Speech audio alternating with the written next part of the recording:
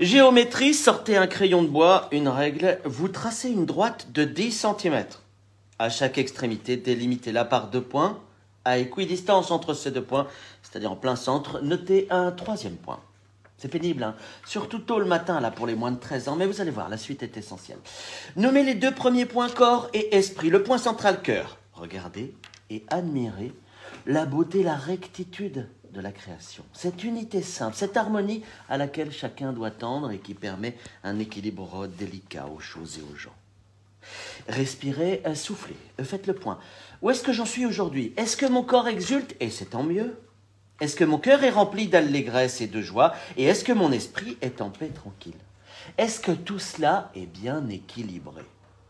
Corps, cœur, esprit, respirez, soufflez. Je digère mal, je cours comme une vache, j'ai mal à la tête, pourtant je me sens aimé, à ma place, au travail comme à la maison. Je jouis de la vie, de ses plaisirs, tant pis pour le reste, savourons l'instant présent, bon sang, à fond, je ressens donc je suis. Je ne me satisfais que d'un bon livre, d'un argumentaire sensationnel, d'une conférence donnée par une personnalité remarquable. Tout le reste n'est que fioriture, ruine de l'âme. Je ne me lâche jamais, toujours en maîtrise, c'est ma fierté. Corps, cœur, esprit, respirez, soufflez. Mais où donc est passé le cœur depuis 50 ans? On a loué le culte de la personnalité, porté au nu des artistes, des philosophes, des journalistes, des hommes politiques, et on continue.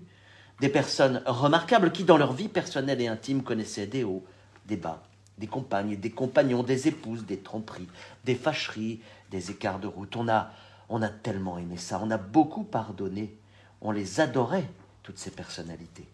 On a créé la presse People pour les suivre. On a jalousé la beauté de leur conquête. On brûle aujourd'hui ce que l'on a adoré, à coups de procès médiatiques, d'accusations variées, d'agressions sexuelles, d'emprise. On détruit des personnes avec des dommages collatéraux désastreux de tous les côtés.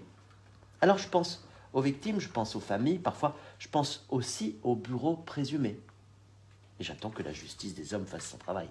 Pas BFM, pas France Télévisions. Notre société ne prend plus le temps de respirer. Personne n'a voulu souffler autrement que sur les braises. De chaque côté de la ligne droite, le corps et l'esprit ne savent plus où se situe le cœur.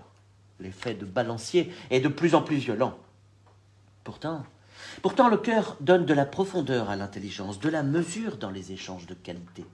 Il tempère les élans du corps, il lui permet d'être ordonné à la conscience.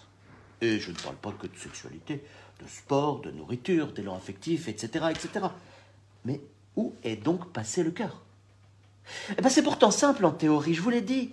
Le cœur est au centre, à équidistance entre le corps et l'esprit. Et comme il est admirable. Ah, sacré cœur. Bon carême à tous.